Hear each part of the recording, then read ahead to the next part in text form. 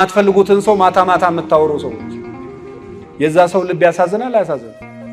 አዎ ያሳዝናችሁ። እስኪ አንዳንዴ የሰው ልብ ያሳዝናችሁ። ምንም የማይጨንቃቸው ሰው ለሰው ልብ የማይጨንቁ ሰዎች አሉ። ለሰው ልብ ለእህቱ እንጂ ለሌላ እህት የማይራራ ወንድ አለ። ለሰው የማይራራ ወንድ አለ። ለሰው ማትራራ ሴት አለች። ማትፈልጊውን ሰው አታዋሪ። እሺ በይ። አዎ ማትፈልጋትን ሴት አታዋሪ። እቺ ምስኪን ሴት ብታለቅስ ራሷን ብታጠፋ ምን ትጠቀማለህ? የዘራኸውን እኮ ታጭዳለህ።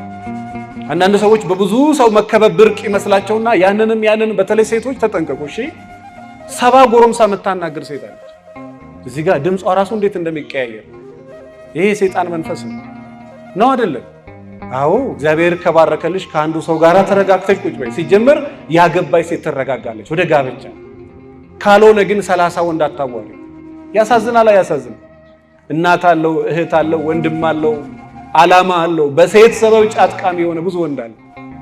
በሴት ሰበብ ራሱን ያጠፋ ብዙ ወንድ አለ። በሴት ሰበብ ይገርማችሁ የመጠጥ ሱሰኛ የሆነ ወንድ አለ። በሴት ሰበብ በወንድ ሰበብ ህይወቷ የተበላሸች ክለብ የገባች ሴት አለ። ገላዋን መሸጥ የጀመረች ሴት አለ። በሴት ሰበብ ራሷን አንቃ የገደለች እኔም ማቃት ወንዝ ውስጥ የገባች ሴት አለ።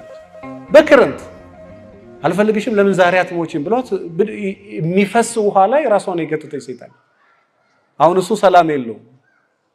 እና ማትፈልጉትን ሰው አታዋሩ። እሺ ወገኖቼ፣ የነዛ ሰዎች ህይወት መበላሸት የኛን ህይወት ያበላሻል።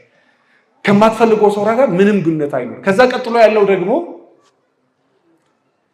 ገንዘብ ወዳድነት።